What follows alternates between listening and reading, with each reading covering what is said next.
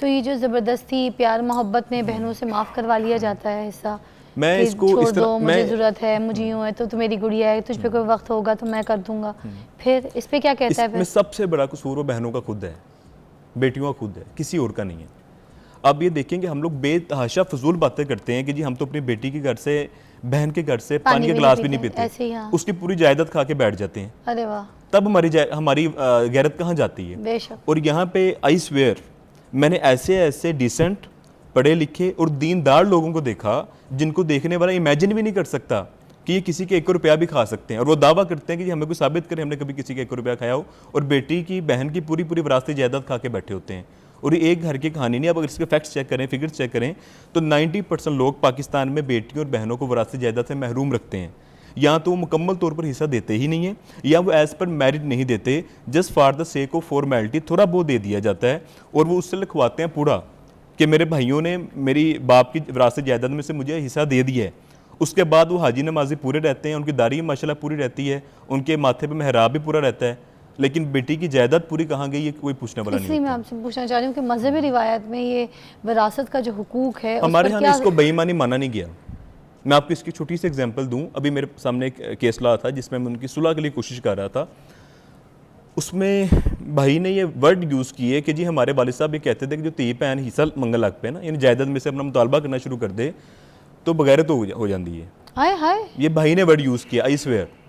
और ये एक घर की कहानी नहीं है, बेतहाशा घरों की कहानी है। अपना हक मांगने पे बेटियां बगैरत, और वो बगैरत नहीं होता जिसका हिस्सा खा के बैठा होता है, वो बगैरत नहीं होता जो उससे इमोशनल ब्लैकमेल करके उससे प्रॉपर्टी छिड़वा रहा होता है। अगर अल्लाह ताला ने आपको 2 हिस्से दे दिया तो आप तीसरा बेईमानी से इमोशनल ब्लैकमेल करके आपका क्या बन जाएगा? इनका कुछ भी नहीं बनता।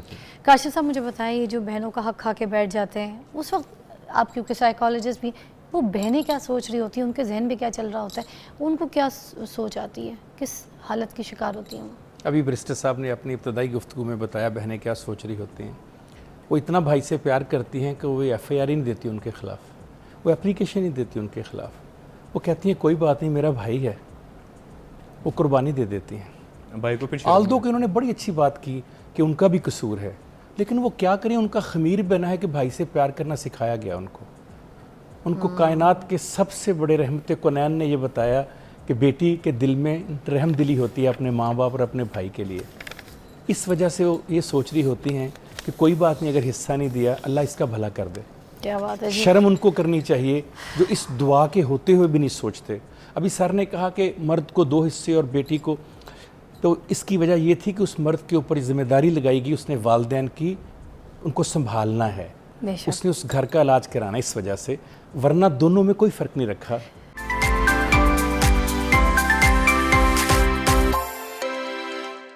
को थोड़ा सा मज़ीद इलाबरेट करते हैं। अब कानून की जो ये एक मदद है वो हम किस तरीके से ले सकते हैं? वो बहनें, वो बेटियां जो अब अपना हक लेना चाहती हैं, कंप्लेन करना चाहती हैं, कोई ऐसे कंप्लेन सेंटर्स, कोई ऐसी लाइव कॉल्स जहाँ पे, हेल्पलाइन कॉल्स जहाँ पे कर सकें, क्योंकि देखें जिन लोगों ने हक मांगना है, जिन लोगों के हालात ख़राब हैं, वही अपना हक मांगेंगी ना। अच्छे बुरे हालात में, शादी के बाद अगर शौहर अच्छा नहीं है या ख़ानदान वाले अच्छी नहीं है और पैसों की ज़रूरत पड़ी उनको, वही मांगेंगी।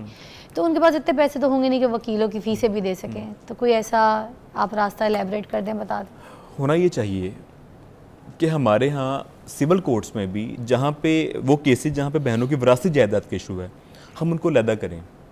उसकी रीज़न ये कि पाकिस्तान में विरासती जायदाद से रिलेटेड लाखों केसेस पेंडिंग आ रहे हैं, और बड़ी माजरत के साथ हमारी जो लोअर जुडिशरी है, इसमें भी अक्सरियत जजेस की इस पर ट्रेनिंग नहीं है। पुराने इंतकाल तोड़ते हुए उनको एक बार तकलीफ़ होती है कि यार हम अपने कंधों पे वज़न क्यों लें, और इस तरह के केसेस में आम तौर पर रिजल्ट्स मिलते हैं हाई कोर्ट में आकर। हाई कोर्ट में आते हुए एक आम आदमी या ख़ास तौर पर ख़तून वो मल्टीपल चैलेंजेस को फेस करती है।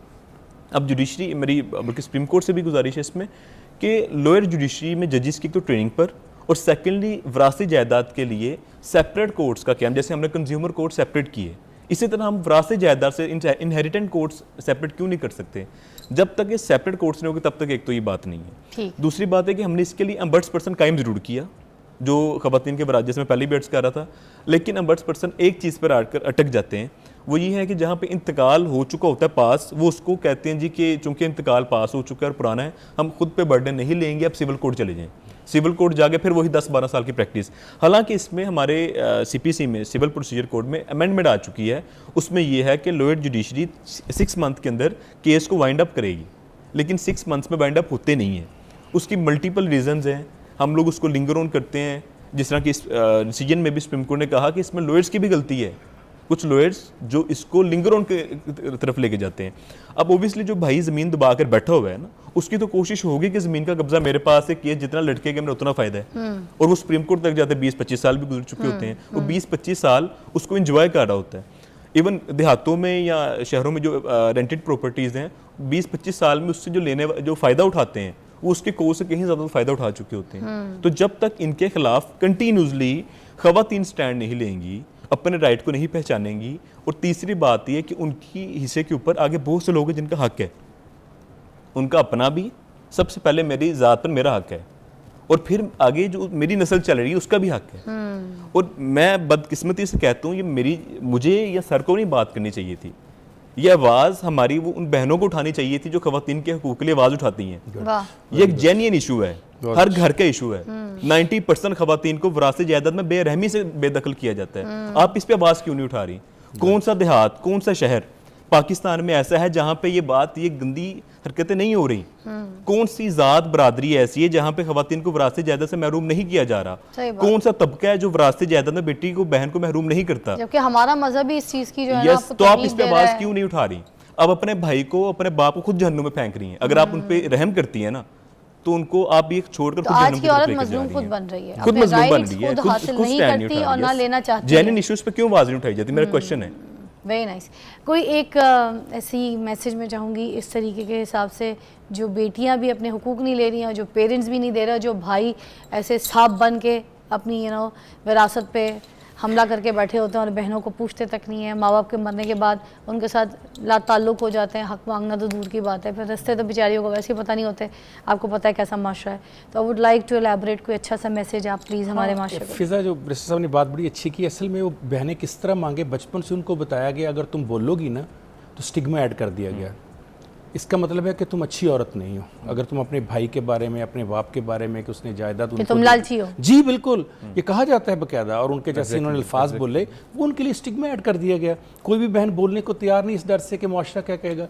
और सर ने अभी बात की कि ये आवाज़ उठानी चाहिए उन NGOs को, उन हुक्मरानों को। मैं कहता हूँ मिंबर पे उठनी चाहिए भाई, मस्जिद के ऊपर हर जुमे में 15 मिनट सिर्फ और सिर्फ इसके ऊपर बात होनी चाहिए कि हम बेटियों को हक क्यों नहीं देते उनका।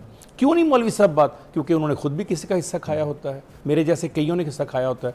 तो फिर कैसे बात करूं मैं? बात वो करेगा जिसने हिस्सा नहीं खाया, जो उस पर बिलीव करता है। आपने कहा कोई एक एग्जाम्पल, मैं तो हमेशा रोल मॉडल से एग्जाम्पल देता हूँ। ज़रूरत इस अमर की है कि तालीमात रसूल को किताबों के औराक से निकाल के ना, ये कुरान और हदीस से लोगों के किरदार में, कल्ब में, दिमाग में, एक्शंस में शामिल किया जाए। ये बातें ना करे, तसव्वुफ़ बरज़ुबां शायरी गुफ्तन खूब बस्त। बातें करना बहुत आसान है, मौलाना रूमी ने कहा था, अमल से ज़िंदगी बनती है जन्नत भी जहन्नम भी। ये खाके अपनी फितरत में या नूरी है ना नारी है। जिस दिन आपके मुल्क का वज़ीर आज़म, सदर, तीनों चीफ्स अपने ओपनली कहेंगे कि ये देखें मीडिया पे मैंने अपनी बहन को हिस्सा दिया, ट्रिकल डाउन इफेक्ट होना शुरू हो जाएगा। वाह, नीचे तक जाएगा ये। आप एक शुरू तो कीजिए, एक एग्जाम्पल, एक कंपेन चलाइए। आप कहिए मैंने किया है, मैं गरीब नहीं हुआ। और याद रखिए, गिविंग से मिलता है, पकड़ कर रखने से छूटता है हमेशा।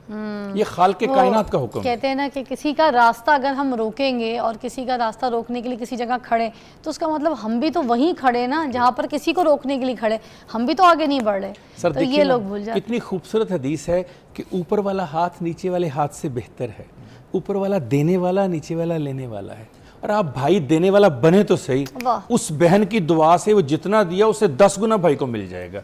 बिलीव तो होना चाहिए इंसान का। इसका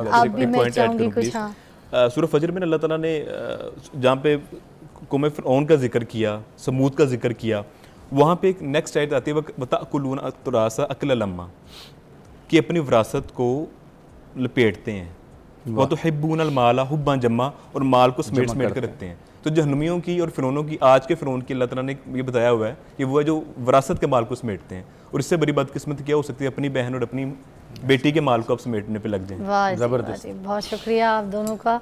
आई होप आपको आज हमारे इस प्रोग्राम से और इस टॉपिक पे जो हमने बात की है, इस पे आवाज़ उठाई है, आपको कुछ समझ आई होगी। ये मैं रिक्वेस्ट करती हूँ, जितनी जो बहनें हैं जिनके साथ नाइंसाफ़ियाँ हुई हैं, जिनको हक़ नहीं मिला, जिन्होंने अपने हक़ के लिए आवाज़ नहीं उठाई, उन्होंने कहा छोड़ो, नहीं आपने अपना हक़ नहीं छोड़ना। अगर आप छोड़ेंगी तो फिर आप जैसी बहुत सारी अपना हक़ छोड़ के बैठेंगी और फिर इसी तरह हमारा माशरा जो तकलीफ़ों में और रुलता रहेगा और इसी तरह हम डिप्रेशन का शिकार रहेंगे कि हमें बराबरी का हिस्सा नहीं मिला, हमें पूछा नहीं। आप अपने हक़ की आवाज़ उठाएं, बल्कि अपनी रहती ज़िंदगी में अपने वालिदैन से जब भाई को गिफ्ट की जाए प्रॉपर्टीज़, तो फिर आप भी बोलें कि मेरा गिफ्ट किधर है। जैसे आप टॉयज़ के लिए लड़ते हैं बचपन में, उसी तरह अब्बू अम्मी से आप बात कर सकते हैं, मगर अपने हक़ के लिए बात कीजिए, आवाज़ उठाइए, ताकि आगे की ज़िंदगी रुल के ना गुजरे। आपसे मिलते हैं मंडे को। अल्लाह हाफ़िज़।